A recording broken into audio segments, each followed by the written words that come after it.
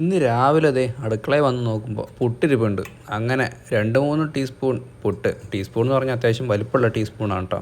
അതൊക്കെ എടുത്തിട്ട് പ്ലേറ്റിലേക്ക് ഇട്ട്. പിന്നെ ഉള്ളത് ഗ്രീൻ ബീൻസ് കറിയാണ്. ഗ്രീൻ ബീൻസ് കറി എടുത്തിട്ട് അത്യാവശ്യം നല്ല രീതിയിൽ, അത് ഒരുപാട് ഞാൻ എടുക്കൂട്ടോ. അത് ഞാൻ കുറച്ച് മാത്രമാണ് ഉച്ചയ്ക്ക് കഴിക്കാനായിട്ട് ബാക്കി വെച്ചിട്ടുള്ളൂ. ബാക്കിയുള്ളതൊക്കെ ഞാൻ എൻ്റെ പ്ലേറ്റിലേക്ക് തന്നെ ഇട്ടിട്ടുണ്ട്. പെട്ടെന്ന് തന്നെ ഉച്ചയായി. നല്ല ചൂരക്കറി ഉണ്ടായിരുന്നു. ചൂരക്കറിയിൽ ഒരു പീസ് നോക്കിയിട്ട്, ആ ഒരു പീസ് ഉണ്ടായിരുന്നുള്ളൂ. ആ ഒരു പീസ് ഞാൻ എടുത്തിട്ട് എൻ്റെ ചോറിലേക്ക്. രാവിലത്തെ ഗ്രീൻ ബീൻസിൻ്റെ കറി ഇച്ചിരി ഉണ്ടായിരുന്നു. അതും ഒരു സൈഡിൽ നോക്കിയാലിട്ട് കാണാനായിട്ട് പറ്റും. അപ്പോൾ ചൂരക്കറിയും ഗ്രീൻ ബീൻസും കൂടിയാണ് ഇന്ന് ചോറിൻ്റെ കൂടെ ഉള്ളത് കേട്ടോ. നല്ല കൊടംപുളി ഇട്ടുള്ള ചൂരക്കറിയാണ് കേട്ടോ. അപ്പോൾ ഞാൻ നോക്കിയപ്പോൾ ചട്ടിയിൽ ഒരു കൊടംപുളിയുടെ കഷ്ണം കൂടി കിടപ്പുണ്ട്. അപ്പോൾ അതും കൂടി ഒന്ന് എടുക്കുന്നുണ്ട്. അതും കൂടി എടുത്തിട്ട് സൈഡിൽ വയ്ക്കുന്നുണ്ട്. ഇടയ്ക്ക് വെച്ച് കഴിക്കാം. പിന്നെ നേരെ അതും എടുത്തുകൊണ്ട് സോഫയിലോട്ടൊരു യാത്ര. അവിടെ ചെന്നിട്ട് ഈ ഒരു കഷ്ണത്തിൻ്റെ സോഫ്റ്റ്നെസ് നോക്കണം കേട്ടോ.